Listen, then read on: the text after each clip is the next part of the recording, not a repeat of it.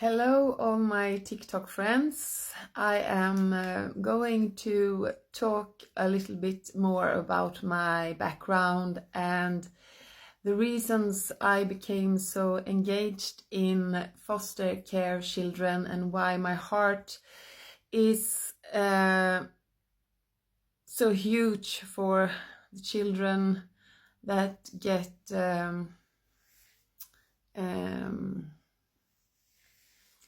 taken from their parents, and the reason I became a Christian and a believer, and why these two things go hand in hand.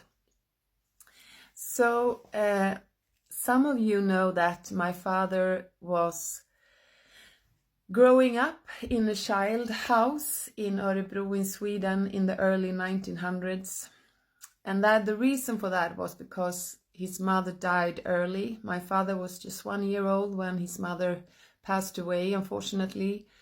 And his father didn't have any interest in Ingemar, my father. So his father was working in a pharmacy in Stockholm, and he was just passing through Örebro on his way to Stockholm when he met my father's mother, and they had an affair. And I think that my father's mother certainly had wanted Ingemar's father to engage in Ingemar and be interested and being around and being there for my father.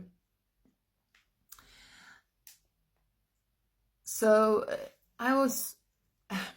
my father, he told me the story about his upbringing and how he was in a children's house in Örebro until I think he reached about 9 years old, and they finally found a foster home for Ingemar.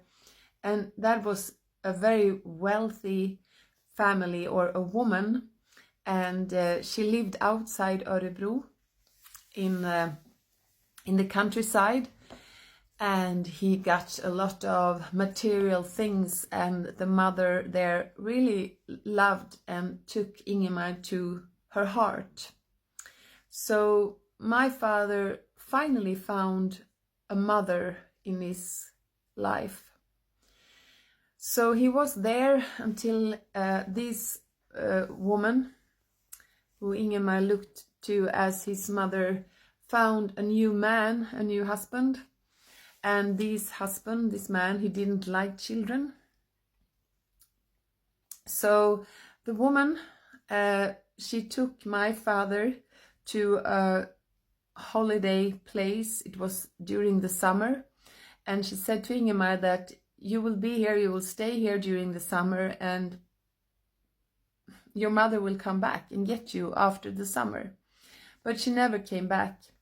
So she betrayed my father heavily, and that of course is so sad. It's so terribly, terribly sad. So, and that is enough. That is enough to handle for a life. So when I got my son, the last thing that could ever happen to him was to be removed from me and my life. Doing that to someone who just gone through such a sad story is so demonic. It's so evil. It's so evil that it's just unbearable. It's unbearable for my whole family, and it's been damaging my whole family. My father Ingemar, who had this in his life, they took his life, Örebro kommun, because he couldn't handle this damaging behaviors towards his daughter, me, his grandson, and my mother, so he passed away. And for me, I mean, I tried to save my son, and I hesitated, which led to me trying at the time in history when Corona came to Sweden, and we couldn't get away, we couldn't get out of the country, so we was trapped in an apartment in Gothenburg, where another Swedish family just had fled to Poland from LVU and this abusive system that handle with children in Sweden. So we got caught and they put me in prison.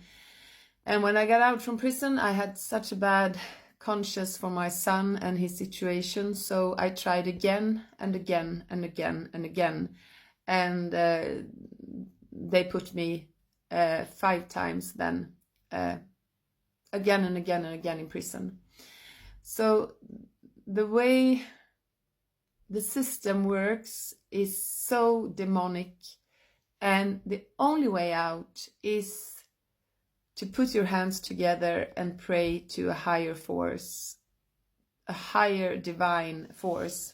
That is the only way out from a demonic system that doesn't have any words. It's so demonic, it's so evil.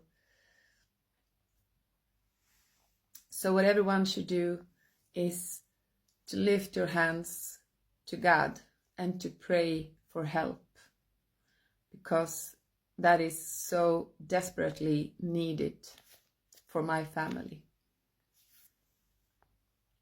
God bless you.